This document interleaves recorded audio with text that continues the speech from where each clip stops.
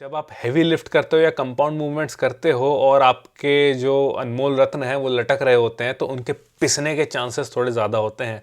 I have personally experienced it.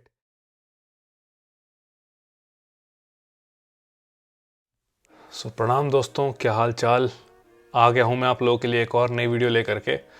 और एक बहुत वायरल सेगमेंट है इंटरनेट में, बहुत चर्चा में चल रहे हैं ये महाशय, और आप लोग भी इनको देख करके बड़ा मोटिवेट हो रहे हैं। मोटिवेट क्या हो रहे हैं, मतलब उत्सुक हो रहे हैं जानने में कि क्या हुआ है भाई, ऐसा कैसे। ये श्रीमान हैं जिनकी वीडियो बड़ी वायरल हो रही है। कई सारे ऐसे पेजेस हैं, फनी जिम पेजेस या फिर बॉडी बिल्डिंग पेजेस, वो इनको शेयर कर रहे हैं। ये जो व्यक्ति हैं इनका नाम तो मुझे नहीं पता और बहुत खोजा मैंने, नहीं मिले ये। इनका इंस्टाग्राम भी नहीं मिला। आप लोगों को मिले तो बताना ज़रूर, बट अभी के लिए हमारे पास सिर्फ ये एक वीडियो है।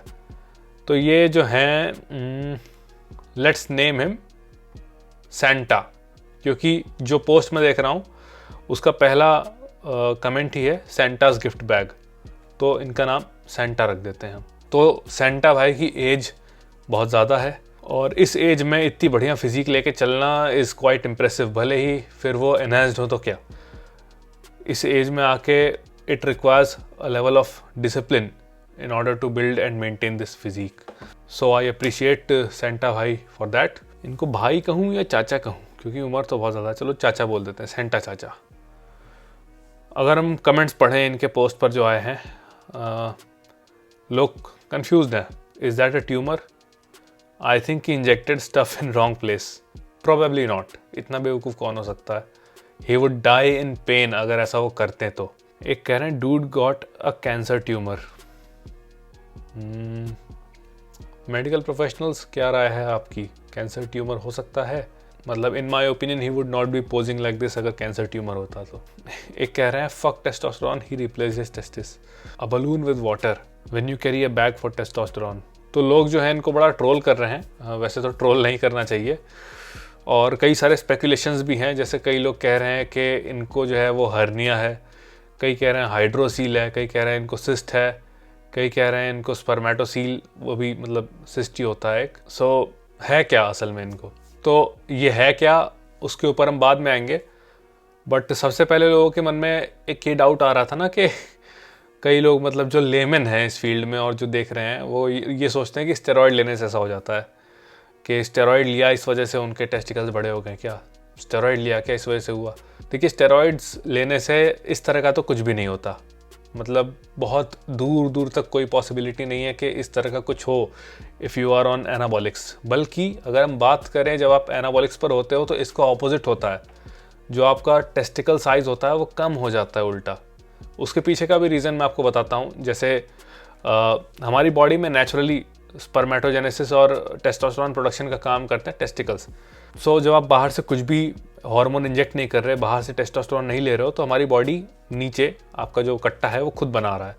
बट जब आप उसको बाहर से लेना शुरू कर देते हो, बाहर से इंजेक्ट करना शुरू करते हो, तो बॉडी के पास ये सिग्नल आता है कि अरे भाई खुद का मत बनाओ, बाहर से आ रहा है, बाहर से आ रहा है, बनाना बंद करो, बनाना बंद करो।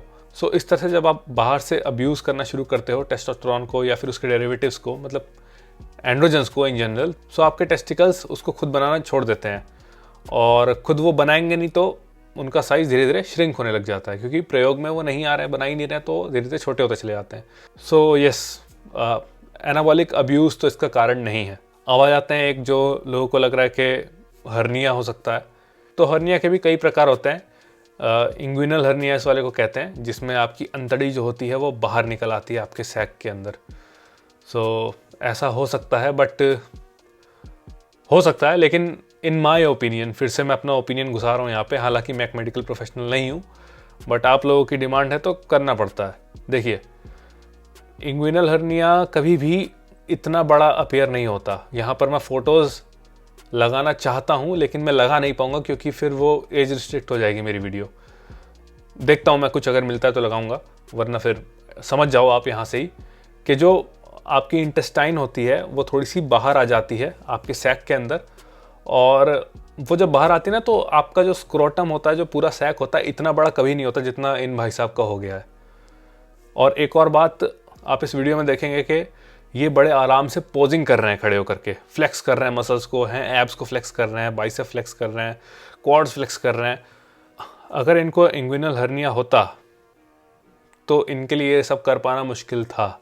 एक्चुअली में ऐसा नहीं है कि वो हार्मलेस है या फिर आपको पेन नहीं होगा, आप उसको लेके कैरी कर सकते हो।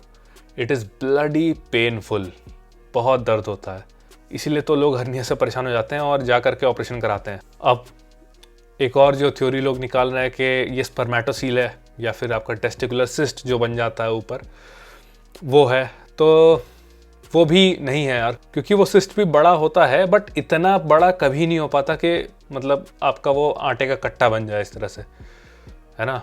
वो छोटा होता है साइज़ में और बहुत कॉमन है, वो मैक्सिमम लोगों को होता है। 10 में से मैं कहूँगा 2-3 लोगों को होता है और कई लोगों को पता भी नहीं चलता क्योंकि बहुत छोटा सा होता है किसी एक टेस्टिकल पर आपके, और मोस्टली वो हार्मलेस होता है, कोई आपको वो नहीं करता, कुछ पेन वगैरह नहीं करता, रेयरली ही करता है, वो भी जब आप बहुत ज़्यादा उसको टच करते हो और रब करते हो तब। सो आपका स्पर्मेटोसील या फिर सिस्ट के चांसेस भी कम हैं। मे बी कोई मेडिकल प्रोफेशनल देख रहा हो तो प्लीज़ एक्सप्लेन करिए कि अगर ऐसा हो सकता है, इफ़ इट्स पॉसिबल आइए मुझे बताइए and I will definitely connect with you. But अभी के लिए जितना मैंने पढ़ा है, जितनी मैंने रिसर्च करी है, ऐसा नहीं होता जी, इतना बड़ा नहीं हो पाता। सो ये कंडीशन है क्या? तो ये कई सारी थ्योरी निकल रही थी, उनमें से एक थ्योरी थी विच वॉज हाइड्रोसील, और ये मुझे थोड़ा सा लेजिटिमेट लगा। ये जो आपका स्पेकुलेशन है या जो आप लोगों की थ्योरी है कि इट इज़ हाइड्रोसील, मुझे ये थोड़ा सा जेन्युइन लग रहा है। तो इसमें होता क्या है हाइड्रोसील में कि आपके टेस्टिकल के अराउंड फ्लूइड इकट्ठा हो जाता है, इसके कारण उसमें स्वेलिंग हो जाती है या फिर आपका स्क्रोटम जो है वो बड़ा अपीयर करता है। सो ये कंडीशन है इनके साथ। और ऐसा क्यों कह रहा हूँ मैं, क्योंकि हाइड्रोसील जो होता है आपका, ये यूजुअली पेनलेस होता है, यानी कि इसको आप कैरी कर सकते हो अपने साथ लेकर के, जिस तरह से ये इसके साथ इसको कैरी कर रहे हैं आराम से और पोज कर रहे हैं। सो इसी तरह का होता है हाइड्रोसील, कई बार बड़ा हो जाता है और पेनलेस रहता है, आप मैनेज कर सकते हैं। अब हाइड्रोसील जैसी कंडीशन पैदा क्यों होती है, मतलब अगर ये श्रीमान भी यहाँ पर लैंड किया है तो how did he land here in the first place? So इसके पीछे का कारण होता है इंजरी या फिर इन्फ्लेमेशन। मतलब ज़रूरी नहीं है कि किसी ने मार ही दिया तभी इंजरी हो। मैं आपको बताता हूँ, जैसे मैं पूर्वांचल से बिलोंग करता हूँ, इतना तो आप लोगों को मालूम ही होगा। तो मेरा गांव पूर्वांचल में है। सो वहाँ पर अभी भी लोग साइकिल से चलते हैं, लेकिन अब तो कम हो गया है। लेकिन पहले के टाइम में मोस्टली जो बड़े बुजुर्ग होते थे वो साइकिल से ही चला करते थे। तो साइकिल से चल चल के उसकी गद्दी ऐसी होती, पॉइंटेड सी गद्दी हुआ करती थी, उस पर बैठ करके वो एक कॉम्प्रोमाइज्ड पोजीशन होती थी आपके जो आपका आटे का कट्टा होता है उसके लिए। सो उसके चक्कर में वहाँ से बार बार कांटेक्ट होकर के इन्फ्लेमेशन हो जाता था और उन लोगों को भी हाइड्रोसील वाली कंडीशन हो जाती थी। तो मेरे पिताजी बताते हैं कि उस तरह के लोग जब भी आते थे तो पहले अपने आटे के कट्टे को रखते थे, फिर अपने आप को रखते थे, मतलब बैठते थे फिर उसको अलग से टिकाते थे, इतना बड़ा हो जाता था कई बार। सो ये बहुत कॉमन हुआ करता था पहले के टाइम में। आप लोग भी रिलेट कर पाओगे, जो लोग थोड़े देसी हैं और गाँव में रहे हैं और वो कल्चर उन्होंने महसूस किया, तो आप लोग समझोगे मैं क्या कह रहा हूँ। लोग एक्चुअली में ये कंडीशन के साथ रहते थे, इसको कैरी करते थे, बिकॉज अवेयरनेस उतनी थी नहीं कि सही कैसे होगा। और इसका सही होना उतना कॉम्प्लिकेटेड नहीं है, ये यूजुअली अपने आप महीनों या साल में सही हो जाता है। गांव के टाइम में रेयरली ही सही होता था, क्योंकि लोग साइकिल चलाना नहीं छोड़ते थे इसके बाद भी, जैसे तैसे करके उसको लटका पटका के कैसे भी करके साइकिल चलाते थे और मूव करते थे इस वजह से। बाकी जो लोग समय पर उसको आराम दे देते थे उन लोगों का सही हो जाता था। So yeah it's painless and harmless, but in rare conditions इसको ऑपरेट करवाना पड़ सकता है। अब ये तो मैंने बताया कि जी साइकिल चलाने वगैरह से ये आपको हो सकता है, तो क्या अब लोग पूछेंगे जिम में भी ऐसा हो सकता है? तो इसका उत्तर है हाँ और ना। हाँ कैसे? देखिए, ये टोटली डिपेंड करता है कि आप इंजर हो रहे हैं या नहीं। आप इंजर कहीं भी हो सकते हैं, जिम में भी हो सकते हैं। मैंने कई महीने पहले वीडियो बनाया था कि आपको सपोर्टर पहनना चाहिए या नहीं। उस पर कई सारे लोगों ने मुझे क्रिटिसाइज़ भी किया कि भाई आप गलत बोल रहे हो, ऐसे थोड़ी होता है। तो मेरे वीडियो बनाने का पर्पस बिल्कुल ही डिफरेंट था। मैंने ये कहा कि एक सपोर्टर आपको हर्निया होने से बिल्कुल नहीं बचाएगा, कभी नहीं बचाएगा। लेकिन जब आप जिम में हैवी कंपाउंड मूवमेंट्स करते हो तो आपका यहाँ नेक से लेकर के ग्रोइन तक का एरिया एक यूनिट की तरह काम करता है, और उसमें जो आपके मोतियों की थैलियाँ हैं वो लटकेंगी, और इतने हैवी मूवमेंट में और कुछ कॉम्प्लिकेशन हो गई तो दिक्कत हो जाएगी। मैं ऐसा क्यों कह रहा हूँ, क्योंकि जब आप हैवी लिफ्ट करते हो या कंपाउंड मूवमेंट्स करते हो और आपके जो अनमोल रत्न हैं वो लटक रहे होते हैं, तो उनके पिसने के चांसेस थोड़े ज़्यादा होते हैं। I have personally experienced it.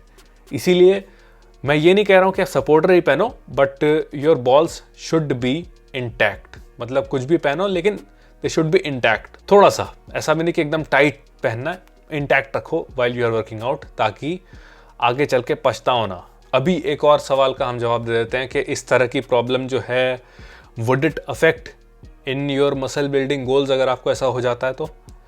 देखिए, अगर आपको इस तरह की कंडीशन होती है ड्यू टू इंग्विनल हर्निया, तो उस केस में आपको प्रॉब्लम हो सकती है, क्योंकि जब आपको ऐसा हर्निया होता है तो आपके जो टेस्टिकल्स की ब्लड सप्लाई है वो रुक सकती है ना, ब्लड फ्लो रिस्ट्रिक्शन हो सकता है, और उसकी वजह से आपका स्पर्मेटोजेनेसिस जो है और टेस्टोस्टेरोन प्रोडक्शन जो है वो अफेक्ट हो सकता है अप टू सम एक्सटेंट और इवन वर्स। बट हाइड्रोसील की कंडीशन में ऐसा यूजुअली नहीं होता।